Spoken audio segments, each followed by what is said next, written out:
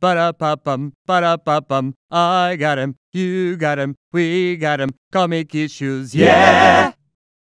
Hello everyone, it's Wednesday, and you found Comic Issues, episode 9. And not only is today Comic Issues Day, but it's also Comic Issues Day.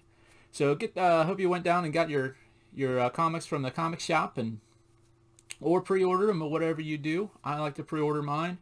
Saves me the time of going out and getting them. I only get them once a month though, so I can't show you my covers, but I can tell you what I bought. So this week I bought, should have coming, Casual Fling. I did cover A. It sounded cool, so I bought that one. DC Love as a Battlefield, and that's a Valentine's Day issue, just like on my other video. I told you I buy all the holiday issues, gotta have them. Red Sonja Valentine's Day Special 2021. I love Red Sonja. I won't say that I buy everything that comes out Red Sonja like I do Vampirella, but I do like Red Sonja. And I'm kind of mad that I didn't pick up the Joseph Michael Linsner copy of this, but I picked up the cover, the B cover, and it's kind of like a old-timey looking comic. She's kissing what looks to be like Planet of the Apes ape. I don't know their names, but yeah, but I did pick up a Vampirella. Vampirella cover D, Vampirella number 17, and I got the cover D because it kind of looks like a 1960s bubble lettery, kind of cool looking, shafty kind of looking thing. I also picked up White Ash Presents Galarian One Shot cover B. Looks cool, looks right up my alley. Chick with a sword. I think there's 3 stories in this one, so that's what I got this week. Let me know what you guys got. Before we get into the show, I found this really cool thing out today, or this week. Did you guys know that Wolverine, the first idea of Wolverine, not the full character of Wolverine, but the first idea of Wolverine was discovered by a fan, submitted by a fan. So Marvel did a contest in 1973 where you submitted your superhero ideas, and they would pick like 6 of them or something. I don't know what you won, but you won something. And the results came in FOOM 2. FOOM, I can't remember what it stands for, but I'll look it up and I'll get back to you. That issue came out in 1973, and there was a particular winner, Andy Olson, and he submitted an idea for a superhero that gets injected with something that kind of gives him a metal exoskeleton and it can heal super quick. And the picture of the person has a tiger stripe on his face. And get this, the name he submitted, the Wolverine. A year later, Wolverine appears in Hulk 181. So was this the first appearance of Wolverine? Who knows? I mean, you could take it for that, but the official appearance was Hulk 181, 1974. I think it's just like a little panel.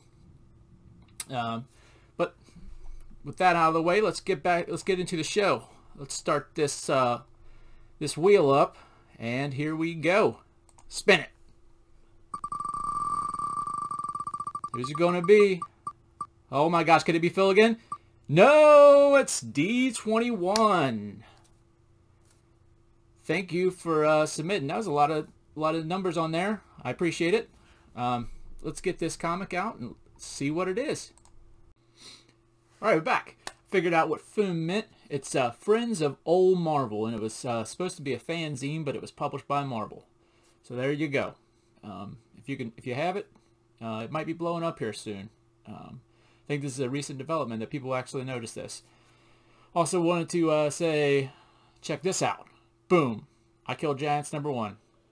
Joe Kelly. I think it's Joe Kelly. It's Joe Kelly. Great comic. The show was good on Netflix. I loved it. Also, boom. New package. So, now that I don't have a background, super easy. Let's see what this comic is. D21. All right. I don't really read much of this, but this is Ant-Man. Ant-Man, this is the new series, Ant-Man #4. in the grips of Macrothrax.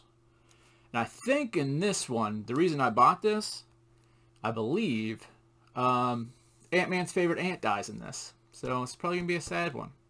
Thanks. Appreciate it. But we don't know. I could be wrong. But I think that's what happens in this one. I'll let you know. Prepare to cry.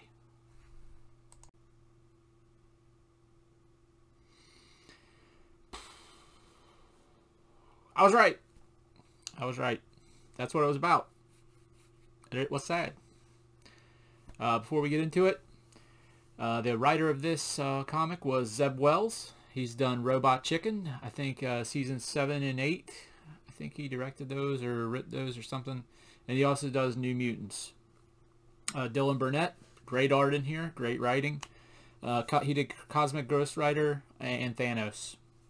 So some good stuff from him too.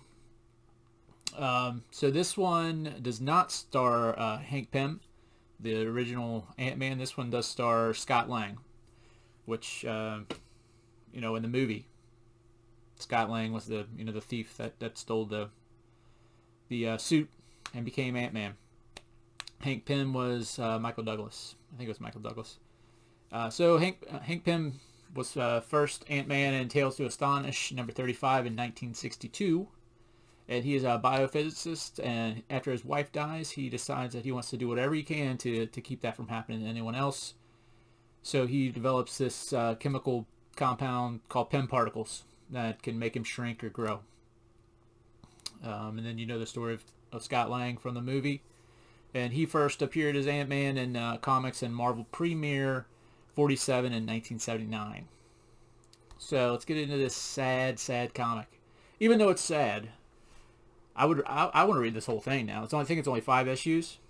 This is issue 4, so it's the next one is the ending of it, and I can't wait to read it. I can't wait till I'm done with this so I can go read it. You guys should read the whole thing. I'm going to read the whole thing, probably tonight. So it starts, and there are bees attacking the ant colony, Ant-Man's ant colony. So he keeps his Pym particles inside the ant colony so that they can protect it. And his favorite ant, Pam, she is like the intruder alert ant.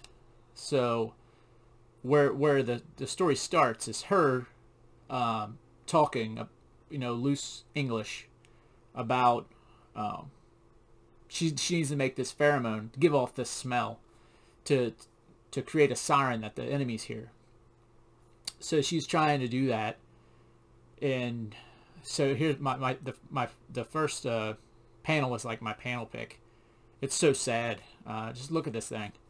You could tell that she's just trying, but she just doesn't have any more sense. She just can't do it. And all these bees are just tearing the ants apart, and you can just see they're eating the ants, and then they gather up all the Pym particles and they book. They're out of town, but not after they've decimated the whole ant colony.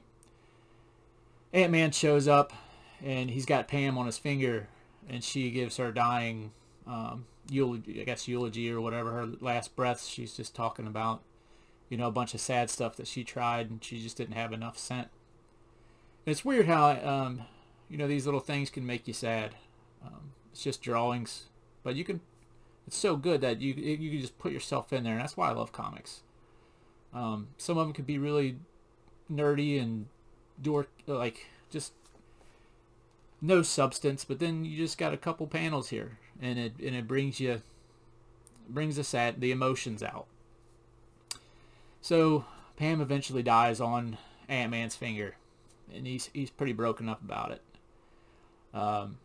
And then in the next couple panels, you'll see Cassie come in, and Cassie's Scott's daughter with I think with the Wasp. I'm not sure about that, but I think so.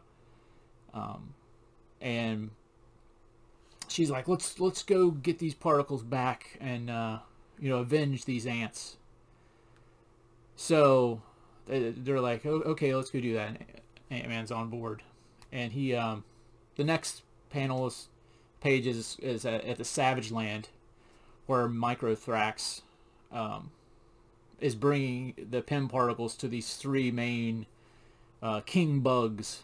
I don't know their names, but they're in this picture here, and you know, he gives them the particles, and they're like, oh no, we don't want you. You're thinking that there can't be anything bigger than us kings, because he was telling them that these particles can make the bugs, you know, big and overrule the hairless apes. So they got mad at him because they don't want anything to be bigger than them. So they threw him out, kind of banished him, and they're just going to keep the Pym particles for themselves. But they don't know what they're going to do with them yet. So in the next panel, it's a really cool action panel. There's these just big moths flying down with Ant-Man and Cassie coming in at Microthrax and his buddies. So they get there, and they have a confrontation with Microthrax, and Microthrax, you know, it's like, I'm gonna sick the whole insect kingdom on you. So he has his bees go after Cassie, and she's got this helmet, and I guess it's got something built into it, because the speakers and stuff come out, and she just starts, I guess, saying bad words, and all these bees just drop down. I guess they got stunned or something. So she beat the whole colony, which sucks because she could have saved the whole ant colony, but I guess she just wasn't there. And so Ant-Man's like, I agree with what you did, but I don't agree with your language, because I guess she was cussing, which is kind of funny. He's still being a dad, even though he's a superhero, and she just saved the day. And so while she's doing all that, Microthrax grabs her by, like, under her mask and slings her into the cave where these or into a big hole or something. And as she's flying in there, her helmet pops off. So Ant-Man immediately runs after her and jumps into the hole, and then you see Microthrax pick up Cassie's helmet and is just staring at it. So you know his wheels are spinning, and it goes into Ant-Man falling through this hole, and he forgets that Cassie has wings because her mom is a wasp, I guess.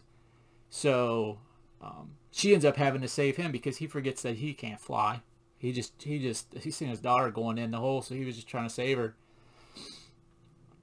So yeah, so that happens, and then it goes to Microthrax puts on the helmet, and he goes and he confronts the three king whatevers. So the one that threw him out, the main king one, he, using the helmet, he can control the other two. So he tells them to rip that one's head off. So they do that, and now Microthrax becomes the king. And the last panel is, so that's where that ends, and then the last panel is just Cassie trying to fly away with Ant-Man, and that's where it ends. So then I think the next one is going to be another big battle trying to get her helmet back, or she has another helmet, and they're just trying to get these Pym particles back. So that was it. Great action issue. If you read it, or even in these panels that I've been showing, you can see that the action's really good in it. It's really drawn well. The writing's quick and fun, with just a few words. They get across a lot of emotion, and I think it's a really good comic. It was a great pick. So if you guys like it, comment again and give me some more ammo for next, I guess, Sunday's wheel, and we'll hopefully get another great one. And if we don't, who cares? We're having fun here.